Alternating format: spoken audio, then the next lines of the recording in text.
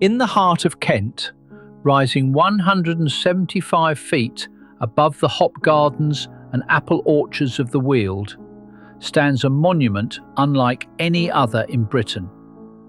6 feet taller than Nelson's Column, visible from Sevenoaks to Bidborough, a Gothic tower that has dominated the village of Hadlow for nearly 2 centuries. The locals call it May's Folly. And folly it may well have been, because according to legend, this tower was built for a single obsessive purpose, so that a heartbroken man could watch his estranged wife from miles away. This is the story of Hadlow Tower, a story of wealth and ambition, of architectural rivalry and Gothic obsession, of love, jealousy, and one man's desperate attempt to keep watch over a woman who had already slipped away.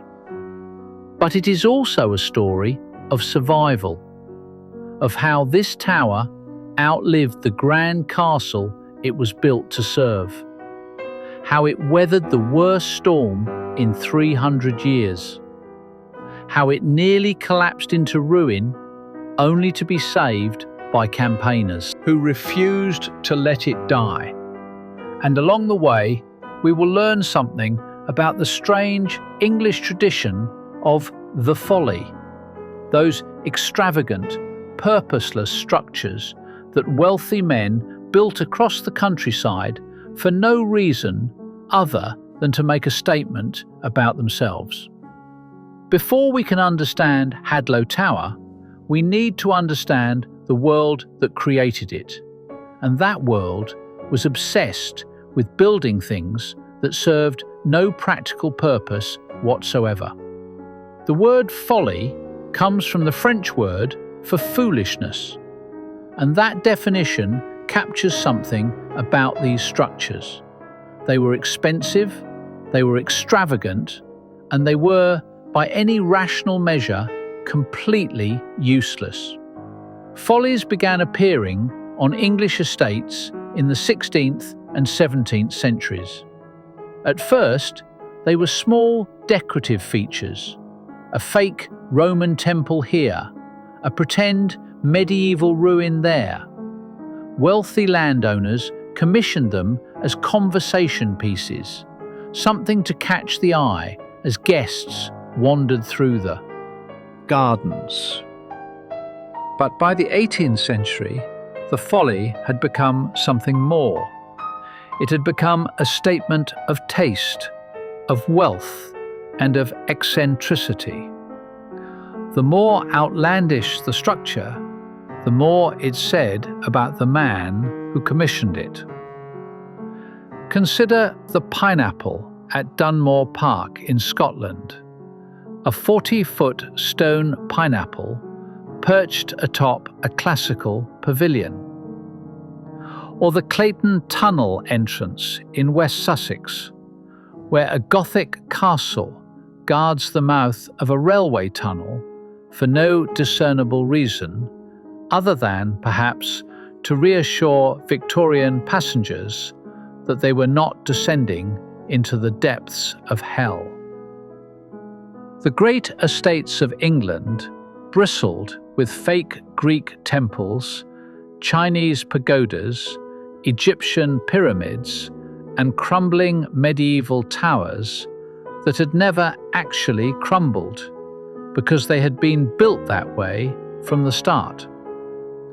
There was something deeply English about all of this. A nation that prided itself on practicality and common sense was also, it turned out, obsessed with building elaborate monuments to its own whimsy. But of all the influences on the English folly, none was more powerful than the Gothic revival. And to understand that movement, we need to travel to a small villa on the banks of the Thames at Twickenham. In 1747, a man named Horace Walpole purchased a modest cottage in Twickenham. The previous owner, a coachman, had called it Chopped Straw Hall. Walpole found this name intolerable. He renamed it Strawberry Hill. Over the next 3 decades, Walpole would transform this small cottage into something entirely new, a Gothic fantasy of turrets, battlements, and pointed arches. He called it his little Gothic castle. Others would call it the birthplace of a revolution. Walpole was the son of Sir Robert Walpole, Britain's first Prime Minister. He was wealthy, well-connected, and deeply eccentric. He collected antiquities, wrote gossipy letters to half the aristocracy in Europe, and in 1764 published a novel called The Castle of Otranto, which is generally considered the first Gothic novel in English literature. But Strawberry Hill was his masterpiece. Working with a group of friends he called the Committee of Taste, Walpole designed interiors based on medieval cathedrals, with fan-vaulted ceilings, stained glass windows, and bookcases modelled on choir stalls from old St. Paul's Cathedral. The exterior was equally striking. A gleaming white facade, bristling with pinnacles and battlements, looking for all the world like something from a medieval romance. Walpole invented a word to describe the atmosphere he was trying to create: gloomth, a hybrid of gloom and warmth. He wanted Strawberry Hill to feel mysterious, ancient, romantic, but also comfortable and welcoming. The aristocracy flocked to see it. Walpole had to introduce a ticketed system to manage the crowds. He even published a guidebook, though he rarely gave copies out, because he feared visitors would never leave if they tried to see everything mentioned in its pages. Strawberry Hill was not merely a house. It was an argument that Gothic architecture, which had been considered barbaric and outdated for centuries, was actually beautiful, romantic, and worthy of revival. The argument proved persuasive. Over the following decades, Gothic revival architecture would sweep across Britain. Churches were built in the Gothic style. Universities adopted it, and in 1835, when the Houses of Parliament needed to be rebuilt after a devastating fire, the architects Charles Barry and Augustus Pugin designed them in Gothic revival style. The medieval was modern again. Among the wealthy eccentrics inspired by Strawberry Hill, none was more extravagant than William Beckford. Beckford inherited one of the largest fortunes in England when he was just 10 years old. His father had made his money from sugar plantations in Jamaica, worked by enslaved people. By some estimates, the young Beckford received the equivalent of over £100 million in today's money. He was brilliant, restless, and troubled. In 1782, he wrote Vathek, a Gothic fantasy novel about a depraved caliph who builds an enormous tower in his obsessive pursuit of forbidden knowledge. The tower in Vathek was fiction, but Beckford would build his own. In 1796, Beckford began construction of Fonthill Abbey in Wiltshire. It was not technically an abbey. It was a country house, but Beckford wanted it to look like a medieval cathedral, complete with soaring Gothic arches, vaulted ceilings, and an enormous central tower. The tower was the heart of the project. Beckford wanted it to reach 300 feet into the sky. He drove his workers mercilessly, offering them cheap ale to work faster, commandeering every wagon in the county to bring building materials to the site. The first tower collapsed during construction in 1800. Beckford had it rebuilt even taller. The second tower showed signs of instability by 1821, and in 1825, 3 years after Beckford had been forced to sell the property, the tower collapsed completely, bringing down much of the western wing with it. Beckford, who had by then moved to Bath, reportedly said his only regret was that he had not been there to watch it fall. Fonthill Abbey became a cautionary tale, a symbol of what happens when ambition outstrips engineering, when desire for height overwhelms concern for foundations. But it was also, in its way, inspirational. The collapsed tower of Fonthill had demonstrated just how high a Gothic structure could reach before disaster struck. And in Kent, a wealthy landowner named Walter Barton May was paying attention. To understand Hadlow Tower, we need to understand the family that built it. And that story begins with a name change. In the 18th century, a family named Barton owned lands in and around Hadlow, a village in Kent about 30 miles southeast of Dollars, London. They were yeoman farmers, not aristocrats, but they had done well enough to accumulate a comfortable estate. Then came an inheritance. A man named Walter Barton had an uncle named May, who possessed a substantial fortune. The uncle's will contained a condition.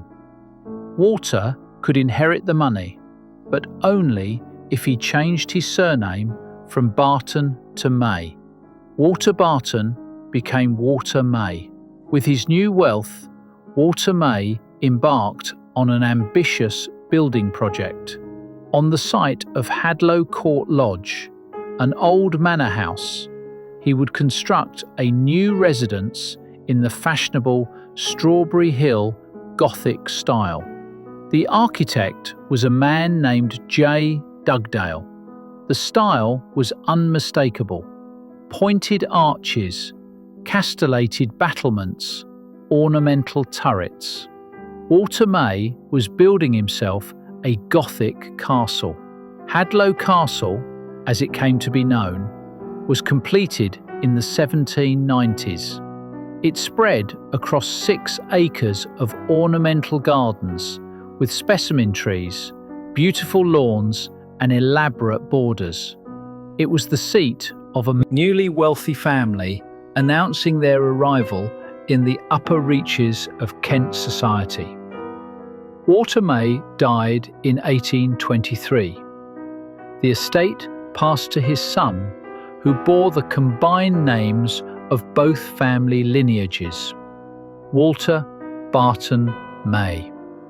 The younger May inherited not only his father's estate, but also, in 1832, a second fortune from his wife's family.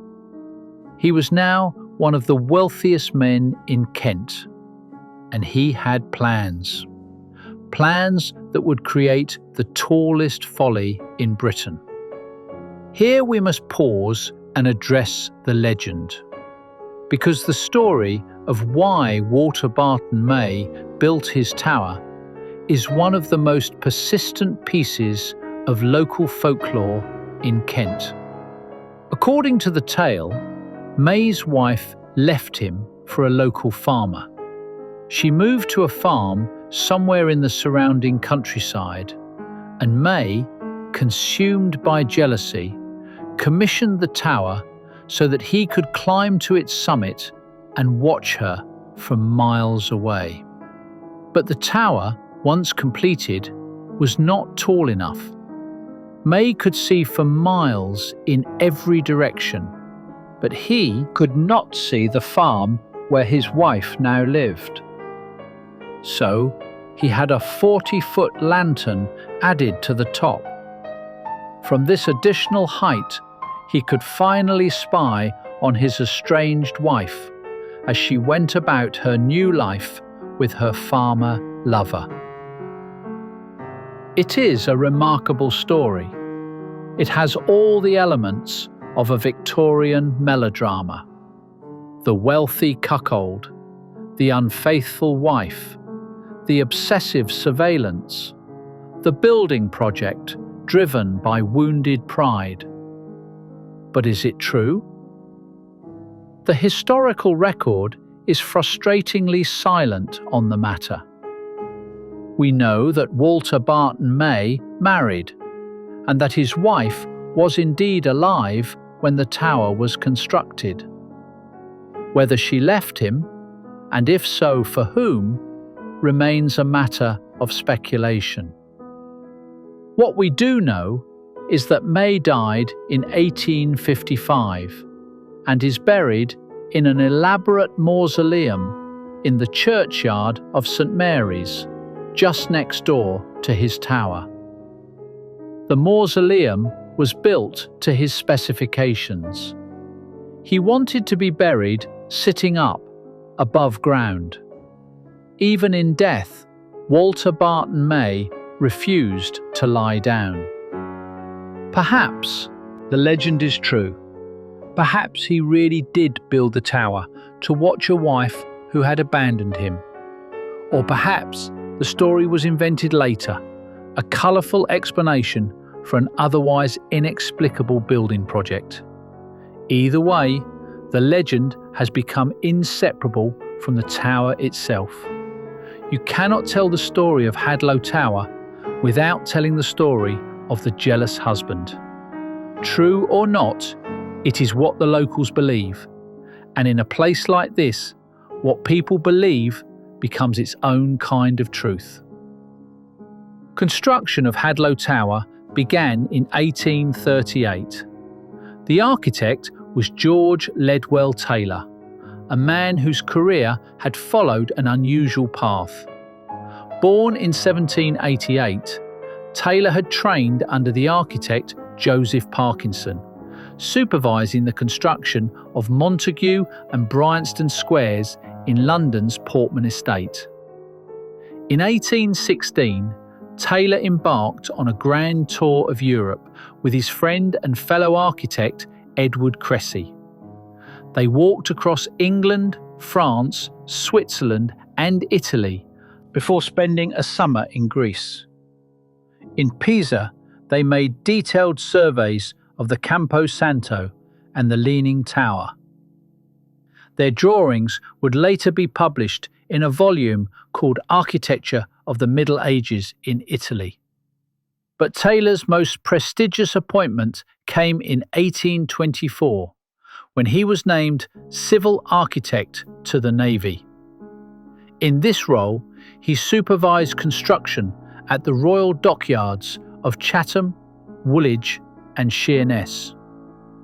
Taylor knew how to build structures that would stand. His work at the dockyards was described as robust and virile. He understood foundations, load-bearing walls, and the forces that could bring a building down. He also understood Gothic architecture. In 1827, he had designed a church in Walham Green, Fulham, in the Gothic style. He was familiar with the movement, its aesthetics, and its engineering challenges. When Walter Barton May commissioned his tower, Taylor knew exactly what he was doing. And he knew what had happened at Fonthill Abbey. The tower at Fonthill had collapsed because of inadequate foundations and the use of substandard building materials. William Beckford had demanded speed over quality, and the structure had paid the price. Taylor would not make the same mistake. The Hadlow Tower was built of brick, covered with a coating of Roman cement to imitate stone. This cement was a revolutionary material, harder and more durable than ordinary plaster, capable of being moulded into intricate decorative details. The tower rose 52 meters into the sky. It was octagonal in plan, with gabled projections on 3 of its cardinal sides. The lowest stage featured tall lancet windows with moulded architraves, the embrasures filled with cusped lattice and traceried windows. At the top of the main tower was a parapet walkway, offering views across the entire county.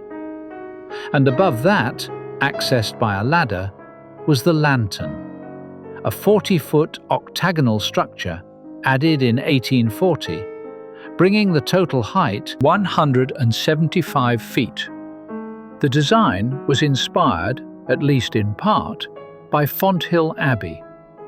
Taylor had studied Beckford's collapsed tower and admired its ambition. But where Fonthill had failed, Hadlow would succeed. The foundations at Hadlow were sound. The construction was methodical, and the tower, unlike its predecessor at Fonthill, would still be standing nearly 2 centuries later. To build a tower this tall, for no practical purpose, required more than money. It required an obsession. Walter Barton May was clearly a man in the grip of the Gothic. His father had built a Gothic castle. He himself would add the tallest Gothic tower in Britain. The family churchyard mausoleum was Gothic. Even the stable courtyard had castellated turrets. But May was not alone in his obsession. All across Victorian England, wealthy men were building Gothic structures. Churches, universities, railway stations, town halls. The style had become synonymous with national identity. The philosopher John Ruskin, in his influential book, The 7 Lamps of Architecture, argued that Gothic buildings were morally superior to classical ones. The irregularities and eccentricities of Gothic design, Ruskin claimed, were expressions of individual craftsmanship and spiritual authenticity. The cold perfection of classical architecture, by contrast, was soulless and mechanical. Augustus Pugin, the architect who would design the interiors of the Houses of Parliament, went even further. He believed that Gothic architecture was not merely beautiful, but actually Christian. Classical architecture, with its pagan, Greek and Roman origins, was unsuitable for a Christian nation. Only Gothic could express the true spirit of English faith. These were not fringe views, they were mainstream, discussed in newspapers and debated in Parliament. When the Houses of Parliament were rebuilt in the Gothic style, it was understood as a statement about national identity, about continuity with the medieval past, about what it meant to be English. Walter Barton May was participating in this national conversation. His tower was not merely a personal indulgence. It was an expression of Victorian values, an assertion of identity, a monument to the Gothic revival. Whether he also built it to spy on his wife is another matter entirely. For the years that the May family occupied Hadlow Castle, the tower was the centrepiece of a grand estate. The castle itself spread across acres of ornamental grounds. The gardens were elaborate, filled with specimen trees and carefully maintained borders. The approach to the house was through a triple-arched entrance in the village high street, castellated and romantic. Inside the tower, the spaces were surprisingly plain compared to the ornate exterior. There were original doors with applied Gothic panelling, but the rooms themselves were functional rather than decorative. The tower was, in many ways, more impressive from outside than from one within. Walter Barton May died in 1858. The estate was sold, beginning a long period of changing ownership. Robert Roger, a Justice of the Peace and High Sheriff of Kent, bought the property in 1865. When he died in 1882, the castle passed to Dr. Benjamin Scott Foster Mackay, a retired trader and entrepreneur who had made his money in business. Mackay became JP in Kent and eventually High Sheriff. He was an early commuter, driving in his carriage to Tunbridge Station each morning to catch the train to his Harley Street practice in London. When he died in 1907, the estate passed to his son, Dr. Thomas Edwin Foster Mackay. But the 20th century would not be kind to Hadlow Castle. The sprawling Gothic pile was expensive to maintain, difficult to heat, and increasingly impractical for modern living. In 1919, the Mackay family sold the estate to Henry Thomas Pearson, whose farming family would occupy it until 1946. During the Second World War, the tower found a new purpose. The Home Guard and Royal Observer Corps used it as a watchtower, scanning the skies for German aircraft. The legend has it that the tower built for spying on a wife became a lookout for spying on enemy bombers. After the war, the castle changed hands several more times. Each new owner found the same problem. The building was simply too large, too expensive, and too impractical for the modern age.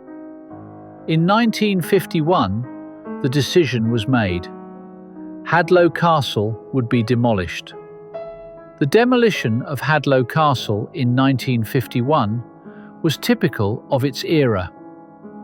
Across post-war Britain, grand country houses were being torn down at an alarming rate. The costs of maintenance had become impossible. Servant populations had collapsed. Heating bills were astronomical. And there was, in those austere years, little appetite for preserving monuments to Victorian excess. So Hadlow Castle came down. The builders moved in, dismantling the Gothic pile stone by stone, selling off the materials for use in other construction projects. But the tower remained.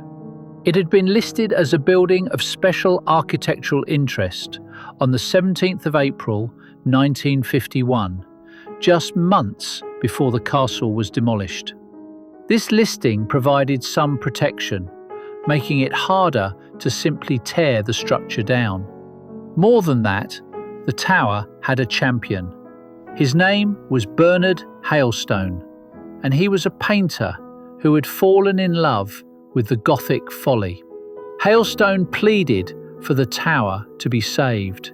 He argued that it was a unique piece of architectural heritage, the tallest folly in Britain, a landmark visible for miles across the Kent countryside. His arguments prevailed. The tower, along with the lodges, the stable courtyard, and a few other outbuildings, were spared from demolition. But being spared is not the same as being saved. Over the following decades, the tower would face a new enemy: neglect. After the demolition of the castle, the tower stood isolated in the landscape. The stable courtyard was eventually converted into 6 private homes, but the tower itself remained empty, without purpose, without regular maintenance. In architectural terms, neglect is a slow form of destruction. Water penetrates through cracks in masonry. Frost expands those cracks year after year.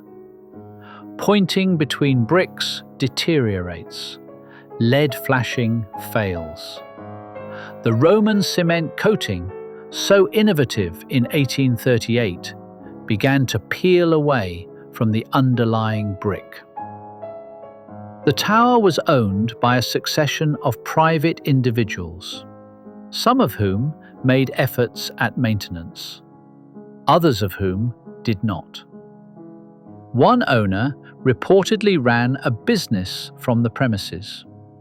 Another used it for parties of a distinctly adult nature, earning the building a reputation among locals for late-night revelry. Through it all, the tower deteriorated. By the 1980s, it was in serious trouble. And then came the storm. On the night of the 15th of October, 1987, a powerful storm swept across southern England. It was not technically a hurricane. Hurricanes require tropical conditions to form, and this storm had developed over the Bay of Biscay. But the distinction was academic to those who lived through it. Winds gusted at up to 120 miles per hour along the coast, and over 90 miles per hour well inland. In 5 hours, the temperature rose by more than 6 degrees Celsius. The pressure changes were the most extreme recorded in Britain since 1703. 15 million trees were blown down across southern England. 6 of the 7 oaks in Sevenoaks were uprooted. Historic specimens at Kew Gardens, Wakehurst Place and Hyde Park crashed to the ground. Roads and railways were blocked for days. 18 people died in Britain. Hundreds of thousands of homes lost power. The damage was estimated at over £1 billion. And at Hadlow, the tower was struck. The 40-foot lantern at the top of the structure, the same lantern that legend says was added so Walter Barton May could spy on his wife, was severely damaged. The winds had battered its ornate stonework, shaken its foundations, and threatened to send it crashing down to the ground. In 1996, after years of further deterioration, the decision was made to remove the lantern entirely. It was too dangerous to leave in place. Piece by piece, it was dismantled and taken down. For the first time in over 150 years, Hadlow Tower stood without its crown. The loss of the lantern marked a turning point. The tower, already in poor condition, now deteriorated even more rapidly. Without the lantern, the top of the main tower was exposed to the elements. Rain penetrated where the lantern had once provided shelter. The damage accelerated. By the early 2000s, Hadlow Tower was on the Buildings at Risk register, maintained by English Heritage. It was one of the most endangered structures in the county, a Grade 1 listed building facing an uncertain future. The cost of repairs was estimated at £4 million. The tower needed complete restoration.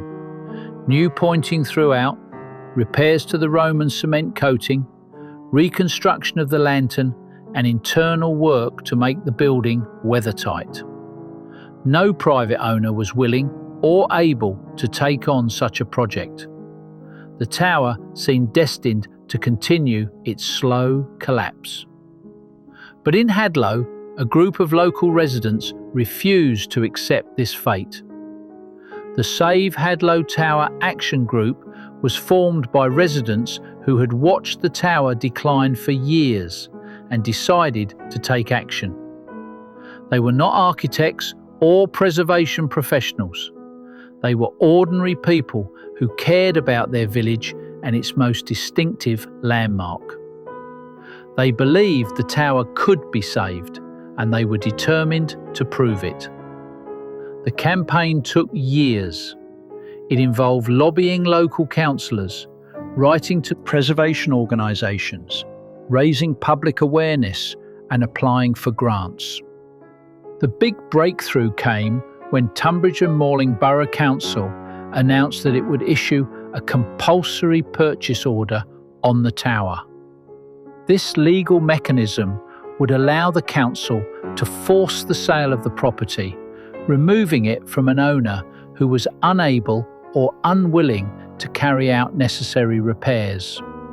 The compulsory purchase order was confirmed by the Secretary of State for Culture, Media and Sport in March 2008.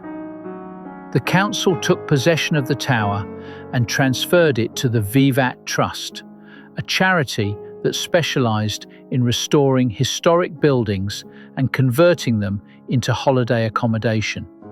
The price was £1. In exchange, the Vivat Trust committed to a full restoration of the tower, funded by grants from English Heritage and the Heritage Lottery Fund. Work began in February 2011. The restoration was led by Thomas Ford and partners, who served conservation architects and lead consultants. Their task was enormous, not just to repair the damage of decades, but to research and recreate the original appearance of the tower. The Roman cement posed particular challenges. This material, once common in Georgian and Victorian construction, had fallen out of use after the First World War.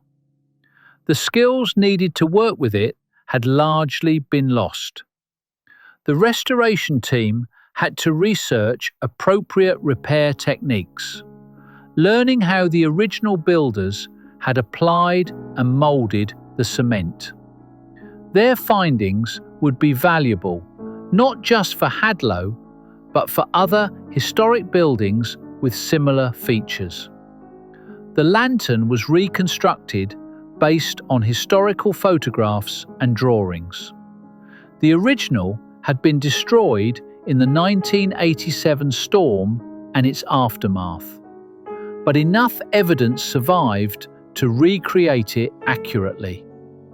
By February 2013, the restoration was complete. The tower stood at its full original height for the first time in over 2 decades. The Roman cement coating gleamed white against the Kent sky. The lantern crowned the structure just as it had when Walter Barton May had added it in 1840.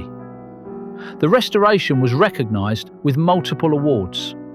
In October 2013, the Vivat Trust and the Save Hadlow Tower Action Group won a Lloyd Webber Angel Award for their work. The tower was shortlisted for the Kent Design Awards in 2014. Hadlow Tower had been saved. The restoration had always been intended to serve a purpose beyond preservation. The tower would become holiday accommodation, with visitors able to stay in the rooms where, legend has it, a jealous husband once kept watch over his estranged wife. The ground floor was fitted out as an exhibition space, telling the story of the tower and its restoration. The upper floors were converted into living spaces: a kitchen, bedrooms, a drawing room with stunning views across the Kent countryside. A lift was installed alongside the original staircases, making the upper floors accessible without climbing hundreds of steps. For a few years, the system worked. Visitors came to stay in one of the most unusual holiday rentals in Britain. The tower earned income. The community benefited from increased tourism. But the Vivac Trust faced financial difficulties elsewhere in its portfolio. In 2016, the organisation went into administration. The tower was offered for sale.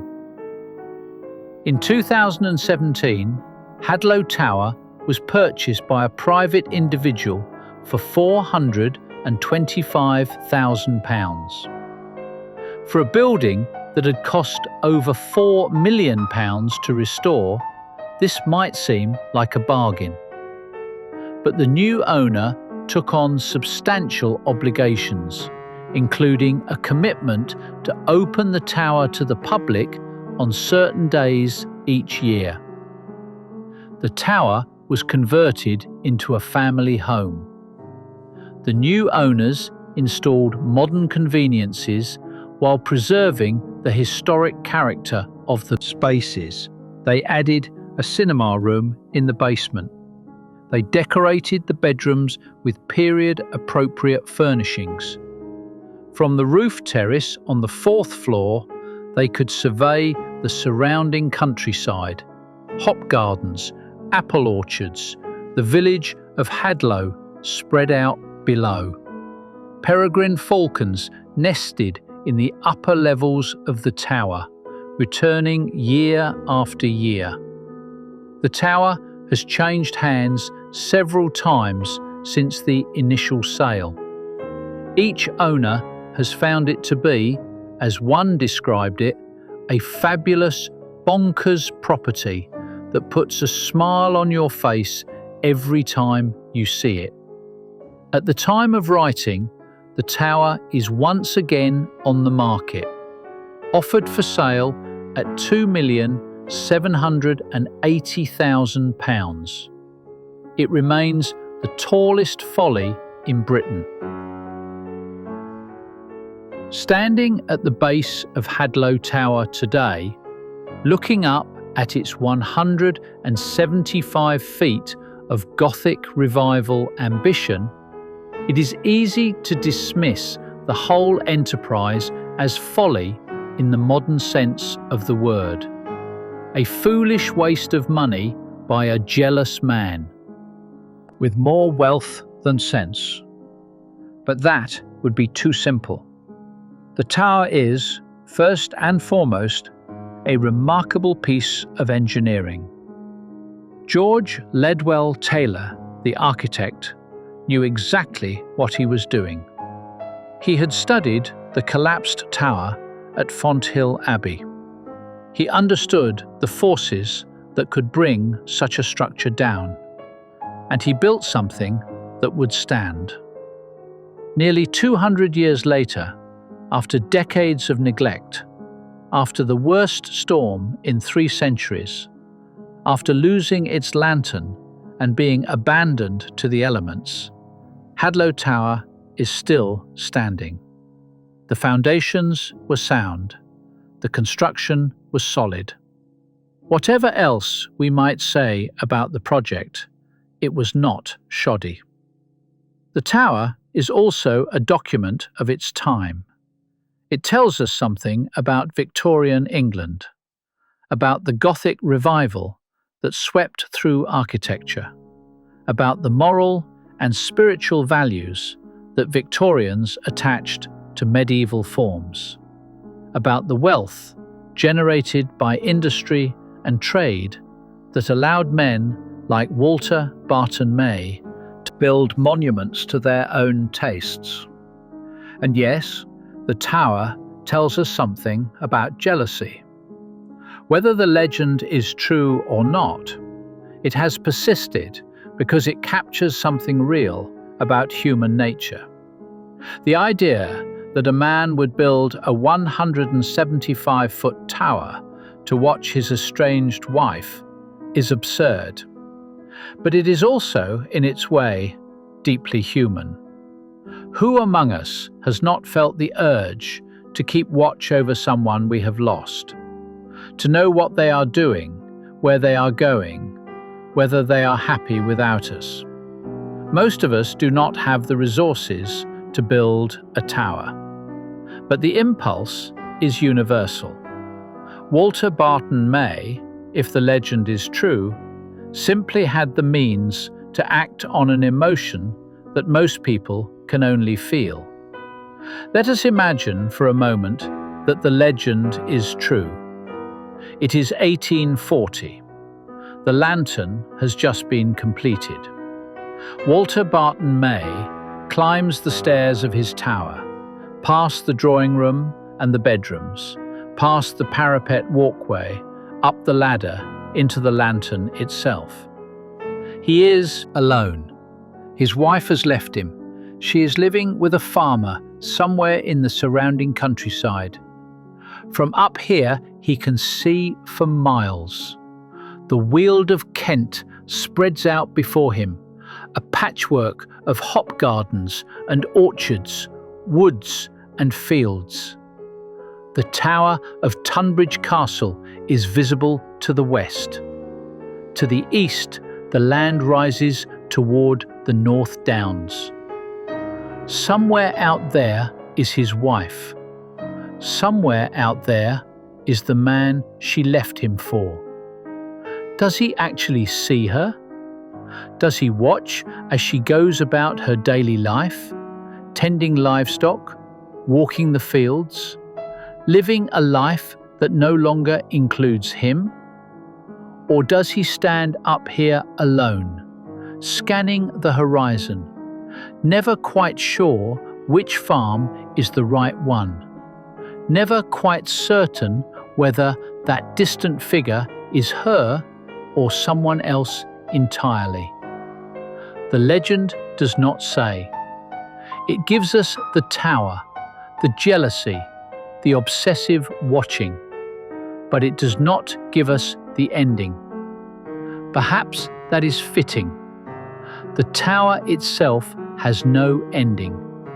It simply stands year after year, century after century, while the people who built it and the people they loved and the people they hated all pass away.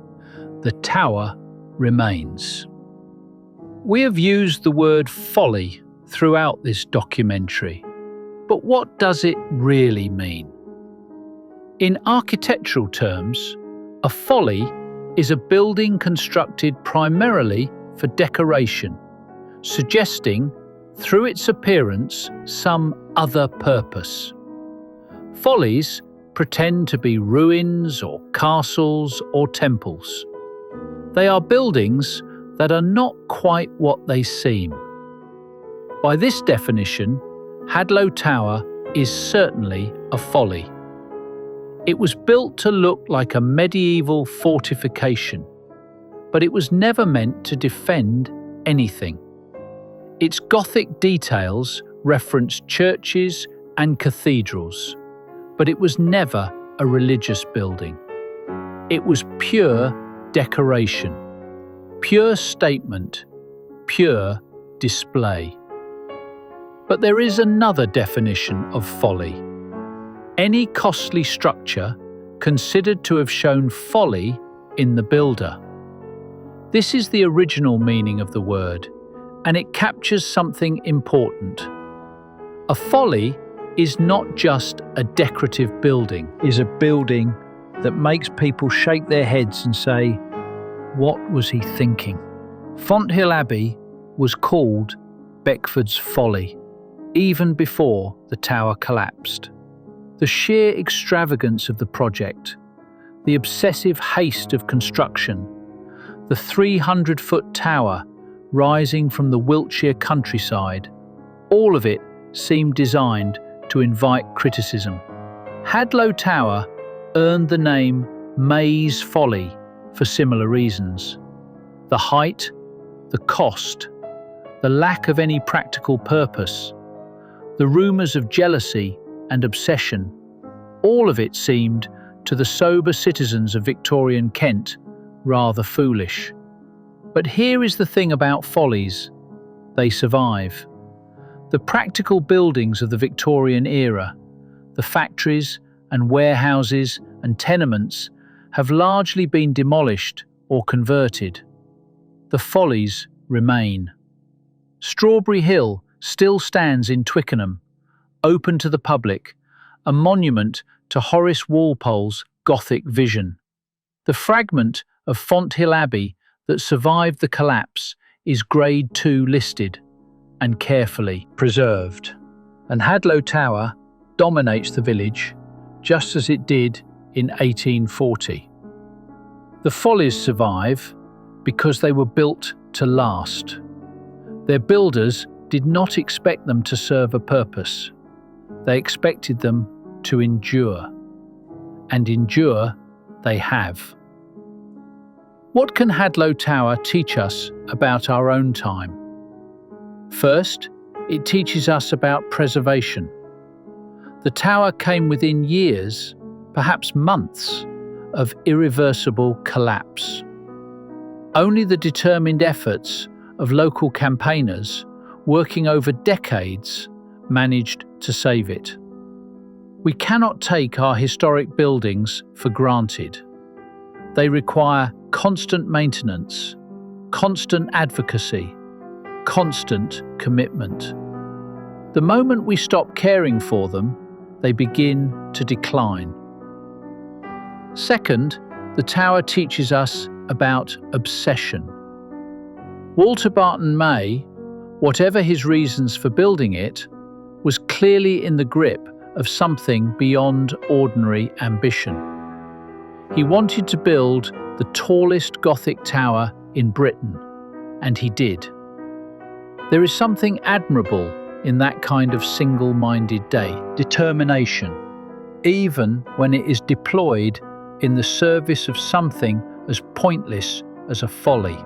May saw his vision through to completion. How many of us can say the same?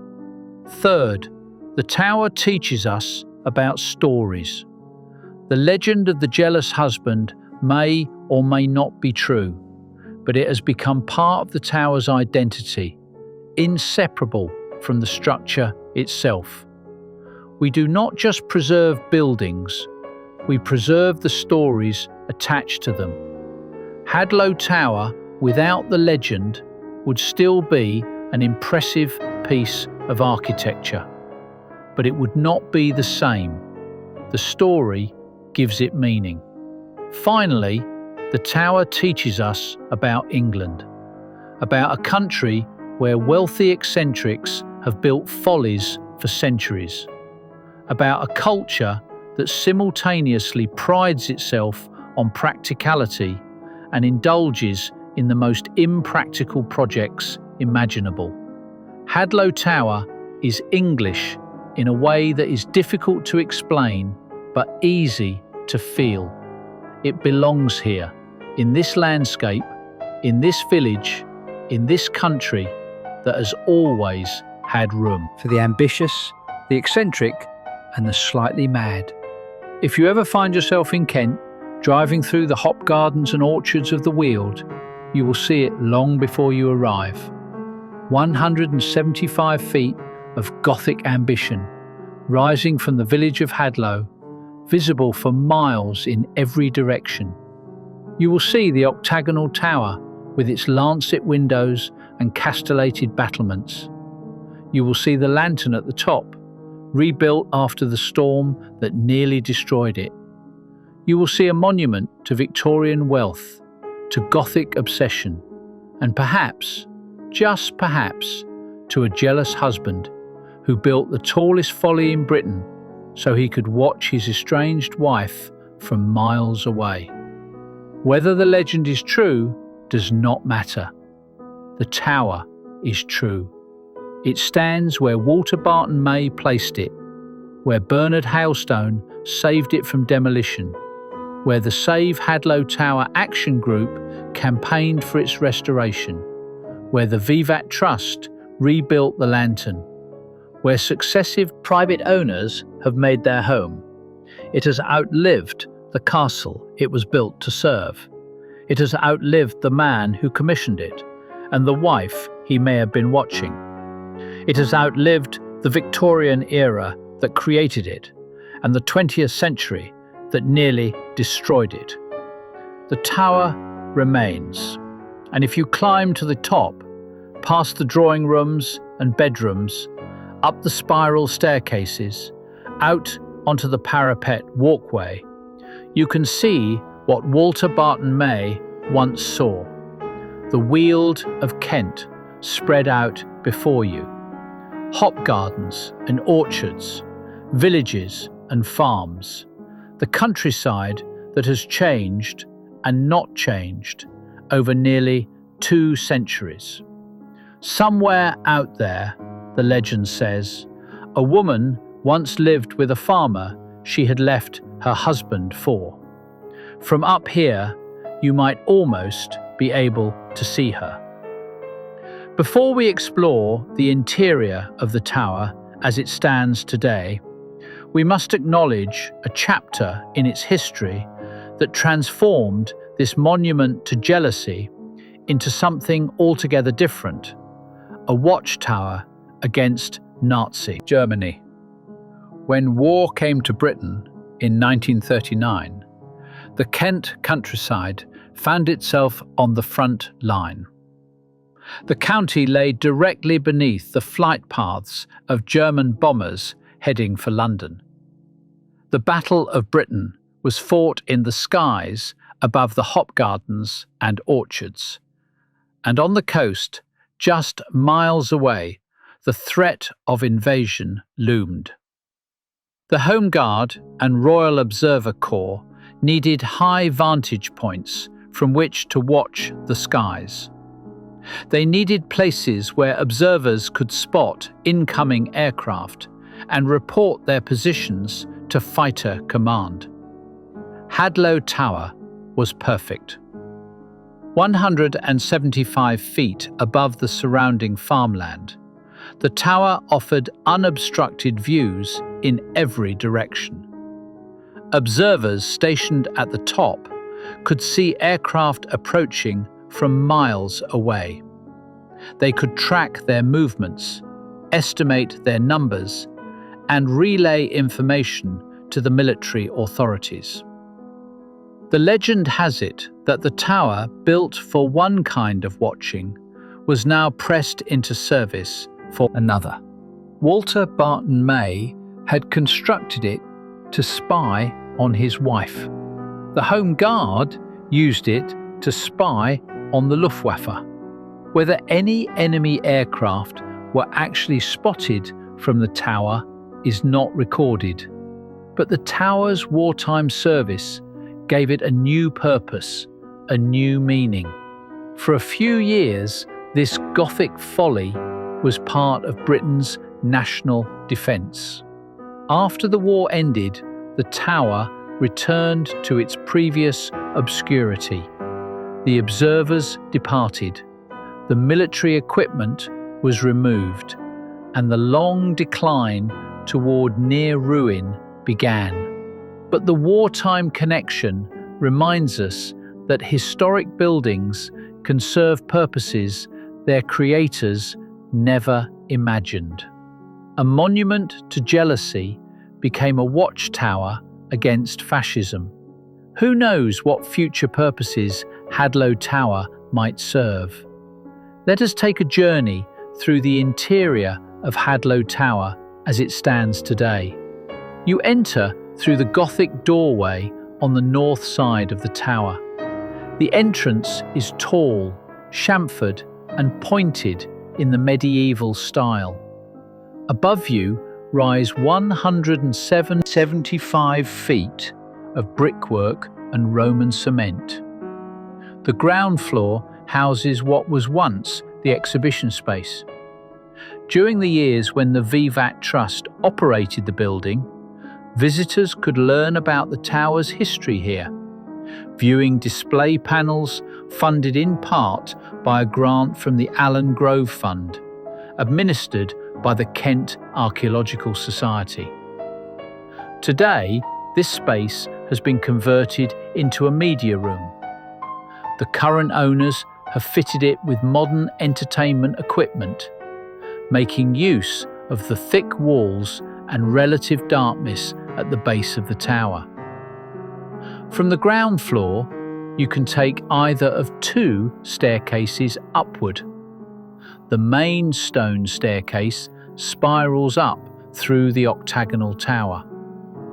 A secondary staircase runs through the adjoining square tower, providing an alternative route between floors. And for those who prefer not to climb, there is now a lift.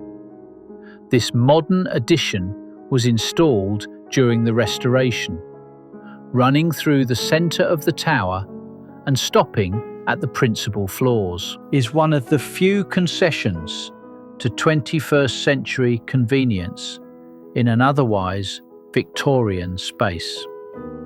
The first floor contains the dining room. The octagonal shape of the tower creates an unusual geometry for the space. The Gothic casement windows look out over the surrounding countryside. On a clear day, you can see the tower of Tunbridge Castle to the west. Above the dining room is the drawing room, occupying the second floor. This is perhaps the most impressive interior space in the tower. The octagonal room features exposed beams, polished wood flooring, and a brick arched fireplace fitted with a log burner. The windows here are larger than on the floors below, flooding the room with light. The views extend in every direction. You can understand why, if the legend is true, Walter Barton May might have spent time up here, scanning the horizon for a glimpse of his estranged wife. From the drawing room, steps lead down to a double bedroom tucked into the adjoining square tower. This room features a charming stained glass window, salvaged from the original castle, one of the few interior elements to survive the 1951 demolition. The third and fourth floors contain additional bedrooms.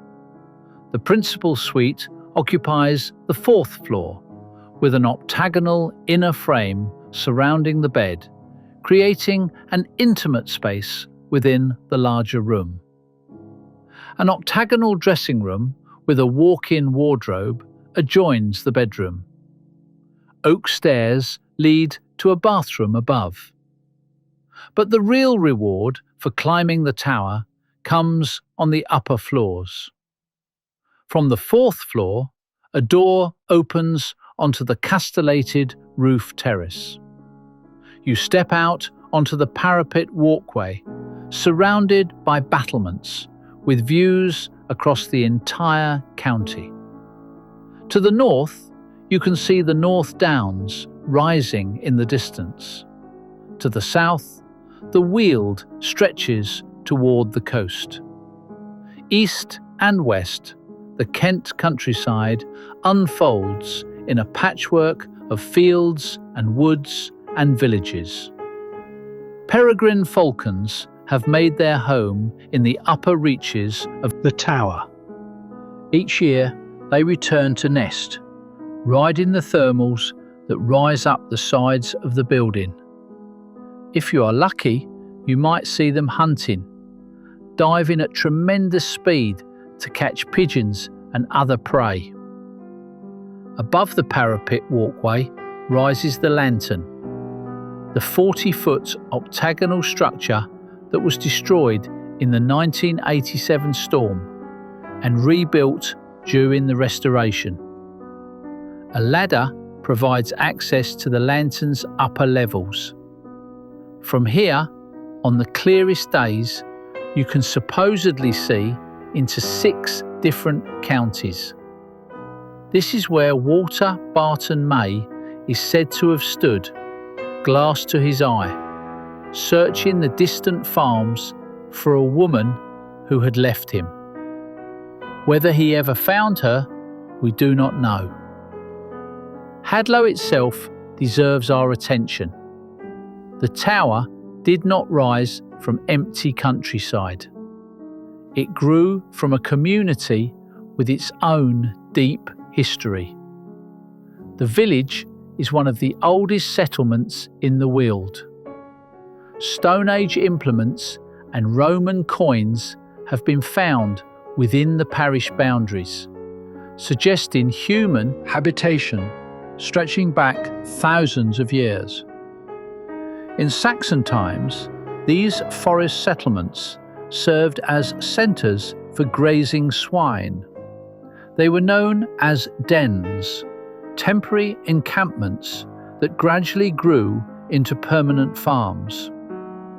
One such den, belonging to West Peckham and called Hazelholt, meaning Hazelwood, is believed to have become the present village centre.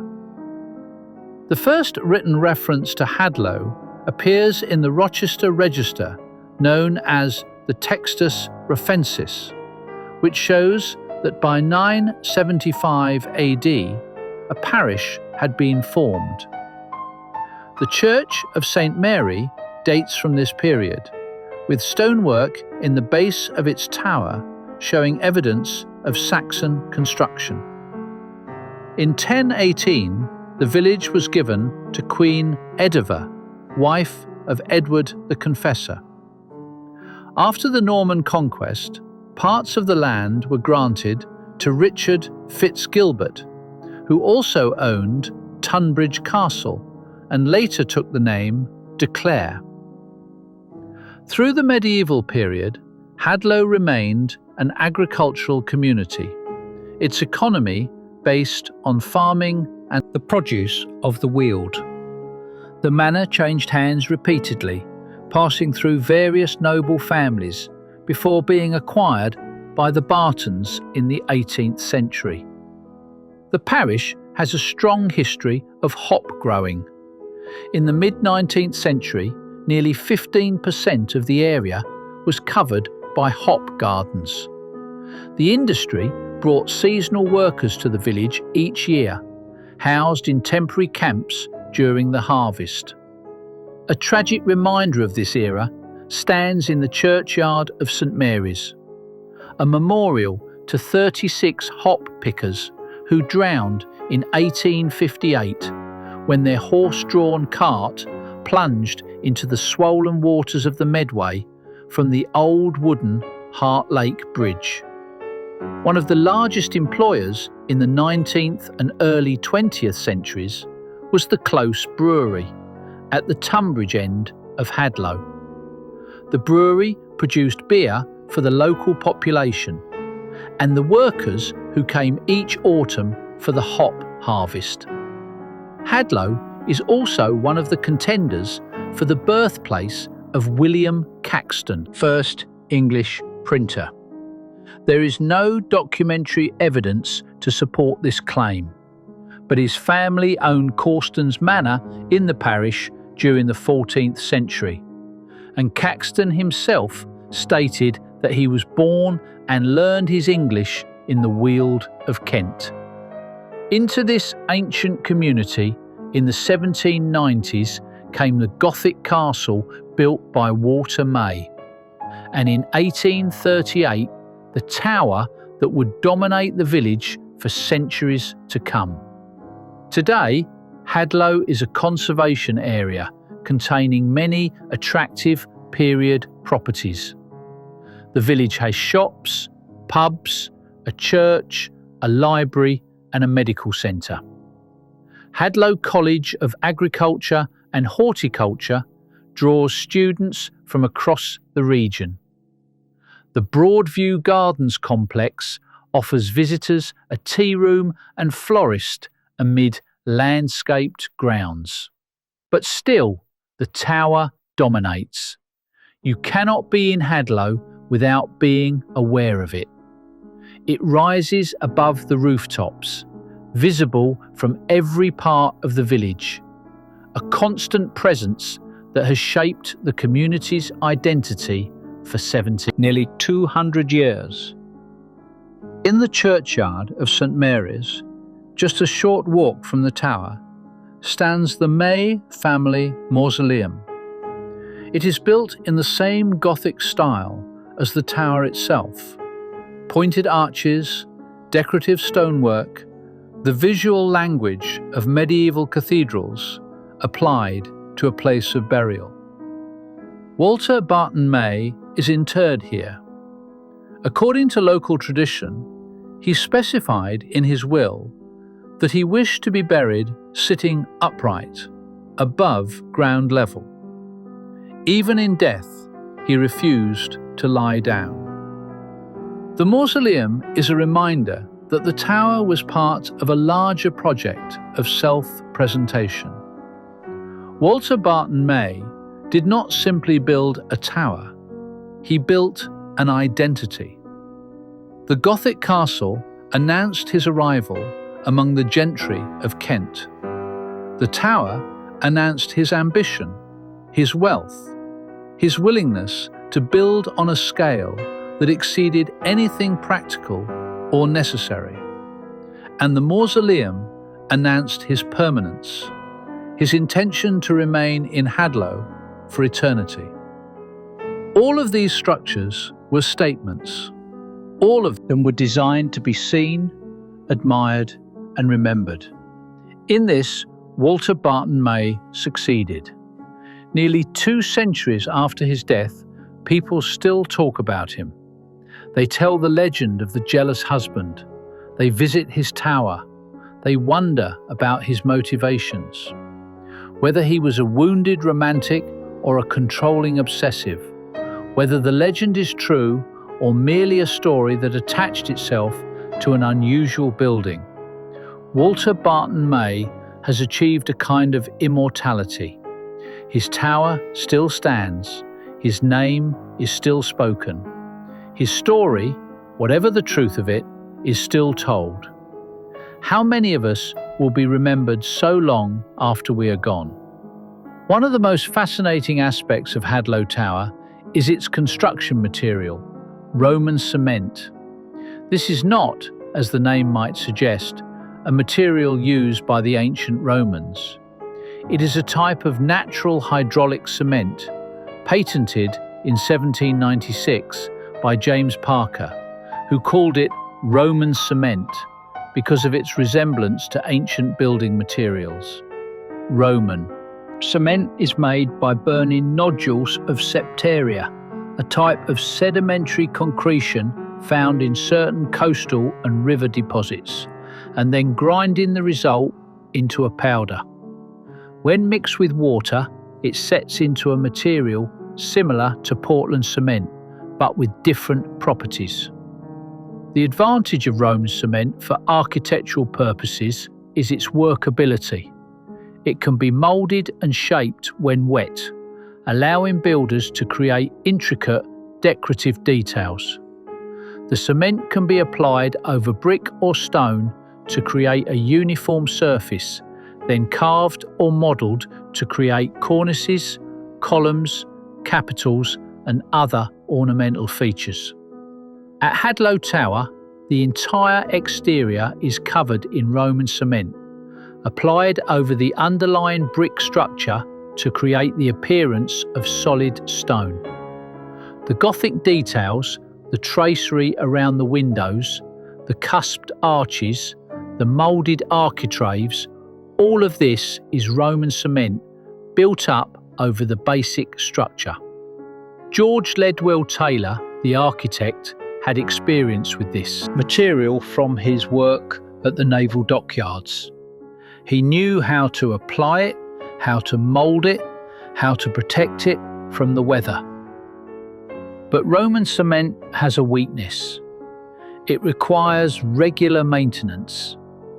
Over time, the material can absorb water, which then freezes and expands in winter, causing cracks and spalling.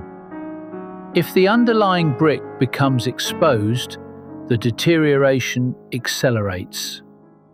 By the late 20th century, the Roman cement at Hadlow Tower had severely degraded. The restoration team faced a significant challenge: how to repair a material that had not been widely used since the First World War. The research undertaken for the Hadlow restoration has proven valuable for other buildings with similar features. The techniques developed here can be applied to Georgian and Victorian structures across Britain, many of which used Roman cement for their exterior finishes. In this way, Hadlow Tower has contributed to the broader field of architectural conservation. The lessons learned from its restoration will help preserve other historic buildings for generations to come. Hadlow Tower is the tallest, but it is far from the only folly in Britain. The tradition of building extravagant, purposeless structures stretches across the country. In Somerset, the Rose Tower stands 75 feet high at the western boundary of an estate. At the eastern boundary stands Jack the Treacle Eater, named for a messenger boy who supposedly trained by eating treacle. Both towers were built in the late 18th and early 19th centuries, possibly to provide work for local people during a time of economic depression. In East Sussex, the Sugarloaf is a 35-foot cone in a meadow, built in the 1820s by local philanthropist John Fuller. Fuller commissioned multiple follies across Sussex, earning himself a reputation for eccentricity. In North Yorkshire, the Druids' temple at Masham looks for all the world like a prehistoric stone circle. In fact, it was built in 1820 by William Danby, then Sheriff of Yorkshire, to provide employment during a period of economic hardship. At Farringdon in Oxfordshire stands what is thought to be the last folly built in England. The 100-foot tower was constructed in 1935 by Lord Berners as a birthday present for his lover, Robert Heber Percy. Berners was a talented artist and composer, known for hosting parties attended by Salvador Dali and Aldous Huxley. Each of these follies tells a story about its builder. Some were acts of charity, providing employment in hard times. Some were declarations of love or friendship. Some were simply expressions of wealth and eccentricity. Hadlow Tower belongs to this tradition. Whatever its builder's motivations, whether jealousy or ambition or simple desire to make a statement, it stands alongside these other monuments to English eccentricity. What does the future hold for Hadlow Tower? As of this writing, the tower is for sale. The asking price of £2,780,000 makes it an expensive proposition, but for someone seeking an unusual home, the tower offers a living experience available nowhere else in Britain. The new owner will inherit a Grade 1 listed building, which brings both privileges and responsibilities. Major alterations require listed building consent. The character of the structure must be preserved, but the owner also benefits from the protection that listing provides, ensuring that future generations will not be able to demolish or inappropriately alter this unique landmark. The new owner will also inherit the obligations established when the tower was sold by the Vivat Trust. The building must be open to the public on certain days each year, allowing visitors to experience the interior and learn about its history. Most importantly, the new owner will inherit the responsibility of maintenance. The Roman cement requires regular attention. The LED flashing and pointing must be monitored. The lantern, rebuilt at great expense after the 1987 storm, must be protected from future damage. Hadlow Tower has survived for nearly 200 years. It has outlived its builders, outlived the castle it was built to serve, outlived the Victorian era that created it. With proper care, it can survive for centuries more. But that survival is not guaranteed. It depends on owners who understand the building's significance and are committed to its preservation. It depends on a community that values its heritage and will speak up if the tower is threatened. It depends on planning authorities who recognise the importance of protecting Grade 1 listed buildings. The tower's fate, like all historic buildings, rests ultimately in human hands. We have spoken throughout this documentary about the legend of the jealous husband. Let us consider what that legend means. Jealousy is often dismissed as a petty emotion, unworthy of serious consideration. We are taught to rise above it, to master our possessive instincts, to accept that the people we love are free to make their own choices. But jealousy is also one of the most powerful emotions humans experience. It has driven people to extraordinary acts, both creative and destructive. It has inspired poetry and music.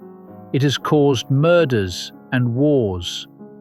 The legend of Hadlow Tower tells us that jealousy can also build things.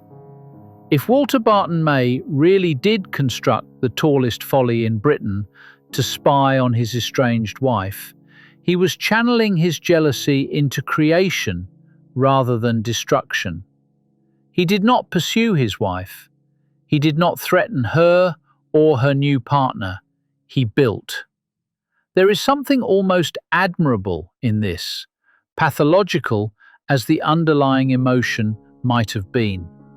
Rather than lashing out, May turned inward. He took his pain and transformed it into something permanent. The tower stands as a monument to that transformation. It is jealousy made solid, heartbreak rendered in brick and Roman cement. And perhaps that is why the legend persists. Not because we admire jealousy, but because we understand it. We know what it feels like to lose someone we love. We know the urge to watch, to monitor, to maintain some connection, even when all real connection has been severed. Most of us do not build towers, but we understand why someone might. If you wish to see Hadlow Tower for yourself, it is easily accessible from London. The village is located near Tunbridge in Kent, approximately 37 miles from central London. Mainline stations at Tunbridge and Sevenoaks offer direct trains to London's Cannon Street and Charing Cross, with journey times of around 30 minutes. By car, the drive from London takes approximately 80 minutes, depending on traffic. The tower is visible from several miles away as you approach, rising above the hop gardens and orchards of the Weald. The tower itself is privately owned and not regularly open to the public. Tours may be available on certain days, depending on arrangements with the current owner. The Save Hadlow Tower Action Group previously organised visits and similar arrangements may continue. Even without access to the interior, the tower is impressive from outside. You can view it from the village high street, looking through the triple-arched Gothic entrance that once led to Hadlow Castle. The lodges and stable courtyard buildings, now converted to private homes, give some sense of the original estate. The churchyard of St Mary's is open to visitors and contains the May family mausoleum. The church itself, with its Saxon tower base and medieval stonework, is worth exploring. The surrounding countryside offers excellent walking. Footpaths cross the hop gardens and orchards, offering changing views of the tower from various angles. The Greensand Way and Weald Way long-distance paths pass through the area. Hadlow is a living village, not a museum. You will find ordinary shops and pubs, a functioning church and medical centre, residents going about their daily business beneath the shadow of the tallest folly in Britain. If you ever find yourself in Kent, driving through the hop gardens and orchards of the Weald, you will see it long before you arrive. 175 feet of Gothic ambition rising from the village of Hadlow, visible for miles in every direction. You will see the octagonal tower with its lancet windows and castellated battlements. You will see the lantern at the top, rebuilt after the storm that nearly destroyed it. You will see a monument to Victorian wealth, to Gothic obsession, and perhaps, just perhaps, to a jealous husband who built the tallest folly in Britain so he could watch his estranged wife from miles away. Whether the legend is true does not matter. The tower is true. It stands where Walter Barton May placed it, where Bernard Hailstone saved it from demolition, where the Save Hadlow Tower Action Group campaigned for its restoration, where the Vivac Trust rebuilt the lantern, where successive private owners have made their home. It has outlived the castle it was built to serve. It has outlived the man who commissioned it, and the wife he may have been watching. It has outlived the Victorian era that created it, and the 20th century that nearly destroyed it. The tower remains. And if you climb to the top, past the drawing rooms and bedrooms, up the spiral staircases, out onto the parapet walkway, you can see what Walter Barton May once saw. The Weald of Kent spread out before you. Hop gardens and orchards, villages and farms. The countryside that has changed and not changed over nearly 2 centuries. Somewhere out there, the legend says, a woman once lived with a farmer she had left her husband for. From up here, you might almost be able to see her.